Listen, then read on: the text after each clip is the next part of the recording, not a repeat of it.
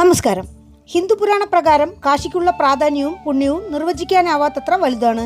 കാശിക്ക് തുല്യമായ പല സ്ഥലങ്ങൾ ഭൂമിയിലുണ്ട്. എന്നാൽ ശിവഭഗവാൻ തന്നെ സ്ഥലം നിർണയിച്ചു കൊടുത്തതെന്ന് പറയപ്പെടുന്നതും ഭക്തരുടെ പ്രാർത്ഥനകൾ കേൾക്കാൻ ചെവി ചായ്ച്ചിരിക്കുന്ന ശിവലിംഗമെന്ന് സ്ഥലപുരാണത്തിൽ പരാമർശിക്കുന്നതുമായ ഒരു ശിവക്ഷേത്രത്തെക്കുറിച്ച് മനസ്സിലാക്കാം. ക്ഷേത്രം അരുൾമികു നാറുംപൂനാഥ സ്വാമി തിരുക്കോവിൽ. ഈ ക്ഷേത്രം തമിഴ്നാട്ടിൽ തിരുനെൽവേലി ജില്ലയിൽ തിരുനെൽവേലി അംബാസമുദ്രം പാതയിൽ താമരഭരണിയാറ്റിൻകരയിൽ തിരുപ്പുടമരുതൂർ എന്ന സ്ഥലത്താണ് സ്ഥിതി ചെയ്യുന്നത്. ഇവിടെ ഭഗവാൻ ശ്രീ പരമേശ്വരൻ നാറുംപൂനാഥർ എന്ന നാമത്തിലും ദേവി പാർവതി ഗോമതി അമ്പാൾ എന്ന നാമത്തിലും കുടികൊള്ളുന്നു. പ്രധാനമായും 51 അമ്മൻ ശക്തി പീഠങ്ങളിൽ ശാരദാപീഠവും കൂടിയാണ് ഈ ക്ഷേത്രം. അർജുനവൃക്ഷം അതായത് മരുതമരം സ്ഥലവൃക്ഷമായിട്ടുള്ള 3 പ്രധാന ശിവക്ഷേത്രങ്ങളാണ് തലയാർജുനം എന്ന ശ്രീശൈലം ക്ഷേത്രവും, ഇടയാർജുനം എന്ന തിരുവിടമരുതൂർ മഹാലിംഗേശ്വര ക്ഷേത്രവും, കടയാർജുനം എന്ന തിരുപ്പുടമരുതൂർ നാറുംപൂനാഥർ ക്ഷേത്രവും. ഭാരതത്തിലെ ആദ്യ പക്ഷി സങ്കേതവും തിരുപ്പുടമരുതൂരിലാണെന്നാണ് പറയുന്നത്. ഒരു പ്രളയത്തിൽ ബ്രഹ്മദേവൻ മേരുമലയിൽ സൂക്ഷിച്ച അമൃതകുംഭം തെൻദിശ നോക്കി ഒഴുകിപ്പോയി. ദേവന്മാരുടെ അഭ്യർത്ഥനയെ തുടർന്ന് ശിവഭഗവാൻ കിരാതമൂർത്തിയായി എത്തി അമൃതകുംഭം ഉടച്ചപ്പോൾ അമൃത് 25 കിലോമീറ്റർ ദൂരം വരെ ഒഴുകി എന്നാണ് പുരാണങ്ങൾ. ഈ 25 കിലോമീറ്ററിനുള്ളിൽ വരുന്ന ശിവക്ഷേത്രങ്ങളാണ് പഞ്ചക്രോശ സ്ഥലങ്ങൾ. ഒരു ക്രോശം എന്നാൽ 2.5 നാഴികയ്ക്കുള്ളിൽ എത്താൻ പറ്റുന്ന സ്ഥലം. തിരുപ്പുടമരുതൂർ പഞ്ചക്രോശ സ്ഥലങ്ങളാണ് ശിവശൈലം ശിവശൈലപ്പർ കോവിൽ, ആഴ്വാർകുറിച്ചി വന്നീശ്വരർ കോവിൽ, പാപനാശം പാപനാശനാഥർ കോവിൽ, കടയം വില്ലുവനനാഥർ കോവിൽ, തിരുപ്പുടമരുതൂർ നാറുംപൂനാഥർ കോവിൽ. കാശിയിലുള്ള ഗംഗ തെക്ക് നിന്ന് വടക്കോട്ട് ഒഴുകുന്നത് പോലെ തിരുപ്പുടമരുതൂരിലുള്ള താമരഭരണിയാറ് തെക്ക് നിന്ന് വടക്കോട്ട് ഒഴുകുന്നതിനാൽ തെന്നകകാശി ദക്ഷിണകാശി എന്നെല്ലാം ഈ പ്രദേശത്തിന് നാമമുണ്ട്. ഈ ആറ്റിൻകരയിലുള്ള സ്നാനഘട്ടിന് സുരേന്ദ്രമോക്ഷ തീർത്ഥം എന്നാണ് പേര്. ദിനവും കാലത്ത് 7 മണിക്ക് നൈവേദ്യം താമരഭരണിയാറിൽ സമർപ്പിക്കുന്ന ചടങ്ങ് ക്ഷേത്രത്തിലുണ്ട്. വസിഷ്ഠ മഹർഷി, ആദിമനു, ദേവന്മാർ ഇവിടെ ശിവഭഗവാനെ കസ്തൂരി മഞ്ഞൾ, പുണുക്, ചന്ദനലേപനം പൂശി പൂജിച്ചതായി പുരാണങ്ങളിൽ പരാമർശമുണ്ട്. അതിനാൽ ഭഗവാൻ ലേപനസുന്ദരർ എന്നും അറിയപ്പെടുന്നു. സൂര്യദേവൻ മാസിമാസം മുഴുവനും തന്റെ പ്രഭാത കിരണങ്ങളാൽ ഭഗവാന്റെ ശിരസിൽ അർച്ചന ചെയ്യുന്നു. പ്രത്യേകിച്ച് മഹാശിവരാത്രി ദിവസം കാലത്ത് 6:15-നും 7-നും ഇടയിൽ ക്ഷേത്രത്തിലെത്തുന്നവർക്ക് ഈ അതിശയം നേരിൽ ദർശിക്കാവുന്നതാണ്.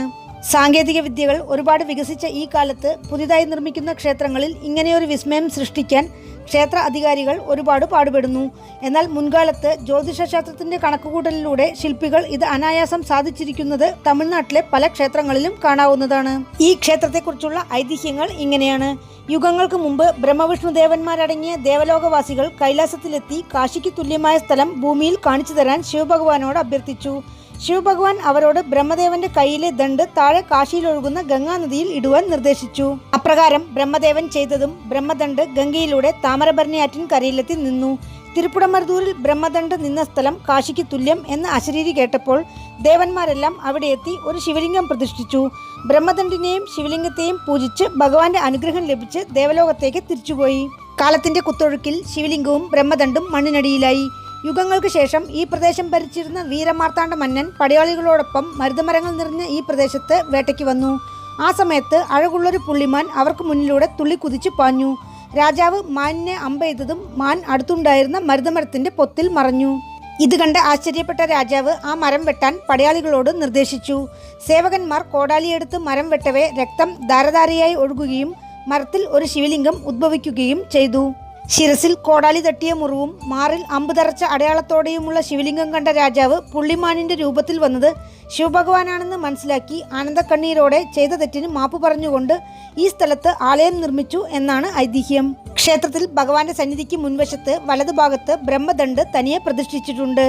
ഭഗവാൻ രാജാവിന് ദർശനം കൊടുത്ത മരുതമരം കോവിലിന് പിൻവശം താമരഭരണിയാറ്റിൻകരയിലുള്ള വിനായകർ കോവിലിന് ഇടതുഭാഗത്തുള്ള മണ്ഡപത്തിൽ ഇന്നും ഉണ്ട്. ഈ വിനായകർ അണുക്കെ വിനായകർ എന്നറിയപ്പെടുന്നു. ശുദ്ധ അന്നമാണ് ഭഗവാന്റെ നിവേദ്യം. വേറൊരു ഐതിഹ്യം, ദേവേന്ദ്രന് ഗുരുവായ വ്യാഴ ഭഗവാൻ അദ്ദേഹത്തെ ബഹുമാനിക്കുന്നില്ല എന്ന തോന്നലുണ്ടായതിനെ തുടർന്ന് അദ്ദേഹത്തെ വിട്ട് വിശ്വരൂപൻ എന്ന അസുരനെ ഗുരുവായി തിരഞ്ഞെടുത്തു. കാലക്രമേണ ഒരു നാൾ വിശ്വരൂപൻ അസുരന്മാരുടെ വളർച്ചയ്ക്കായി ഒരു യാഗം നടത്തിയപ്പോൾ കോപിഷ്ഠനായ ദേവേന്ദ്രൻ അയാളെ വധിച്ചു. അതിനാൽ ബ്രഹ്മഹത്യാദോഷം പിടിപെട്ട ഇന്ദ്രൻ ഇന്ദ്രാണിയോടൊപ്പം ഇവിടെ താമരഭരണിയാറ്റിൻകരയിൽ സുരേന്ദ്രമോക്ഷ തീർത്ഥത്തിൽ നീരാടി ശിവഭഗവാനെ തപസ് ചെയ്ത് തന്റെ ദോഷം മാറ്റി. മറ്റൊരു ഐതിഹ്യം കരുവൂരാർ സിദ്ധരെ കുറിച്ചാണ്. ഒരു നാൾ തീവ്ര ശിവഭക്തനായ കരുവൂരാർ സിദ്ധർ തിരുപ്പുടമരുതൂരിലുള്ള ശിവഭഗവാനെ ദർശിക്കാൻ തീരുമാനിച്ച് താമരഭരണി നദിയിൽ വടക്ക് കരയിലെത്തിയപ്പോൾ ആറ്റിൽ വെള്ളം അധികം കണ്ട് അവിടെ തന്നെ ഇരുന്നു. ദൂരെ അക്കരയിലുള്ള കോവിലിലെ ഭഗവാന്റെ പേരറിയാത്തതിനാൽ ആ ഭാഗത്തു നിന്ന് വരുന്ന പൂക്കളുടെ സൗരഭ്യത്തെ നുകർന്ന് നാറുമ്പൂ അതായത് സുഗന്ധമുള്ള പൂക്കളിൻ നടുവിൽ ഉപവിഷ്ടനായിരിക്കുന്ന ഭഗവാനെ നോക്കി നാറുമ്പൂ നാഥ അങ്ങയെ ദർശിക്കാൻ എനിക്ക് അനുമതി തരണേ എന്ന് പതികം പാടി. കരുവൂരാർ സിദ്ധരുടെ പതികത്തിൽ മയങ്ങിയ ശിവഭഗവാൻ ഇടത് ചെവിയിൽ കൈവച്ച് ഒരു ഭാഗം ചരിഞ്ഞ് പതികം രസിച്ചു കേട്ടു. അതിനുശേഷം സിദ്ധരോട് ഭഗവാനെ പ്രാർത്ഥിച്ച് ആറ് കടക്കാൻ നിർദ്ദേശിച്ചു. അപ്രകാരം സിദ്ധർ ചെയ്തതും വെള്ളം വഴിമാറിക്കൊടുത്തു. സിദ്ധർ ക്ഷേത്രത്തിലെത്തി ഭഗവാന്റെ അനുഗ്രഹം വാങ്ങിച്ച് തിരിച്ചുപോയി.